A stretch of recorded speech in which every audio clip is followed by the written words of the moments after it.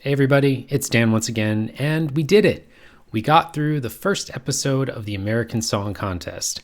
It was a little bit of a grueling endeavor with all the commercials, but in the end, we got our first qualifying act going through, which was Houston with Held On Too Long, and we'll have 3 more televote qualifiers coming on Sunday. So let's chat a little bit about the first episode, what they could change, and look forward to the second episode.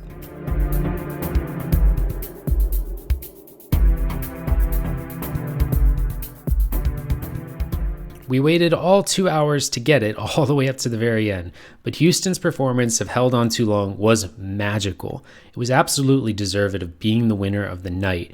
It was very simple but elegant staging, especially with that ring of lights and into the second chorus where it kind of just puts in that little flare of orange among all that blue.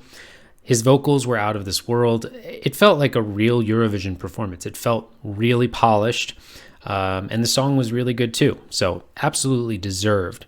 As far as the 3 other qualifiers that I think are going to go through, it's fair to say Oklahoma's a lock, right? The number of views that song is getting on YouTube and Spotify, Alexa's going through. It doesn't really matter how good or bad you think it was, it's going through. My second qualifier would probably be Puerto Rico. I think a lot of people are sleeping on this. It was a really catchy song. That hook, the chorus is stuck in my head, and I think it was one of the strongest hooks of the night. It also had very interesting staging, starting in the green room and then coming to the stage. Overall, I really like that one with a chance to qualify. And then finally, I'm going to say Wyoming is going to qualify. If anything, for the memes, it's actually second right now in YouTube views. New Boot Goofin' is catchy. Look, you want to hate it. You're watching it and you're like, I want to hate this. I want it to be terrible. But in the end, you're like, but it was a really good performance. He actually sounded great. It was a clean stage.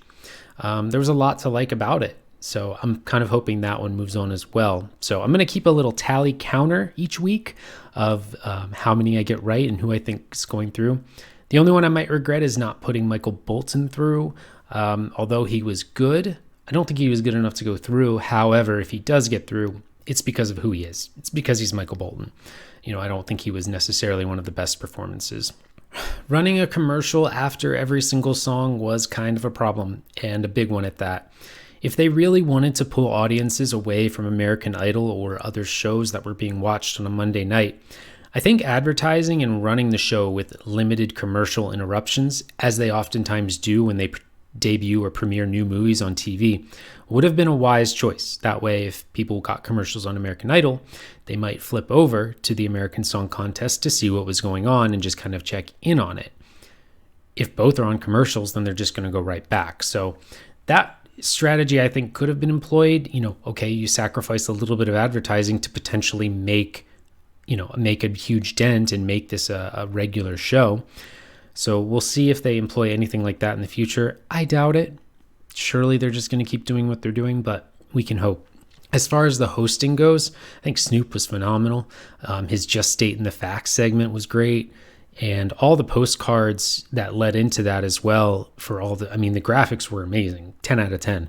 They really, really got a good graphics team to work on all of that. Kelly was fine. Kelly, she brought the energy, but it never felt like she was super engaged with it, like she wanted to be there. It kind of felt more like a job. Maybe I'm overstepping, and we'll see. We'll see how she reacts on the next few shows, but it didn't feel like she was getting into it as much as Snoop was, who I think really, really enjoyed it.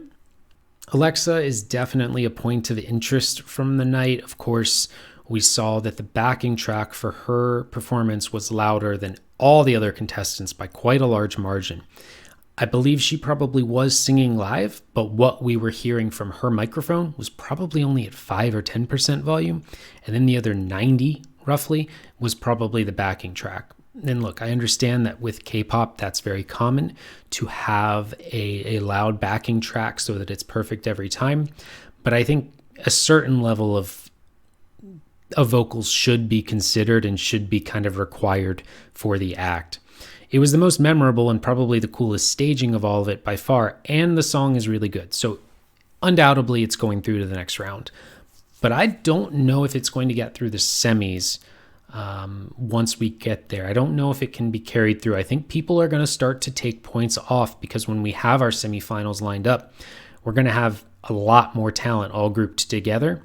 And I think more people will take points off for Alexa for not, quote unquote, singing live. I'm going to say singing live because it really didn't sound live, even though you could at times hear faint vocals, but it shouldn't be hard to hear live vocals, right? It should be pretty easy to understand and accept and see it. One other thing I didn't really like with some of the staging was I didn't like all the people on Yuji Skywalken and Yam House's performances. It felt like they were, 15 to 20 people on stage.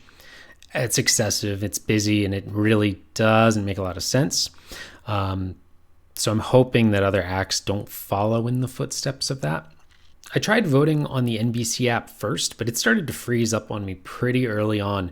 So I gave up on that and actually went over to TikTok. If you had any difficulties or issues voting, I would advise just going to TikTok, go to the search bar, type American Song Contest, and boom, it's right there. It was much, much easier than on the app where I was getting a lot of lag. And so that brings us to episode 2. In episode 2, we'll have Kansas, Kentucky, Maine, Montana, Nebraska, New York, North Dakota, Ohio with Macy Gray, Oregon, the U.S. Virgin Islands, and Virginia. So if you haven't checked out any of my interviews on the channel, I did an interview with Virginia, Almira Zaki, who will be performing this coming Monday, as well as Grant Kanoki. So go check those out if you have a chance, and hopefully I can get a couple other interviews. But if not, I'm hoping to make this a kind of weekly update, and again, keep track on how many qualifiers I get right or how many qualifiers I get wrong, whichever number is higher. So thanks again for watching, everybody, and we will see you next week.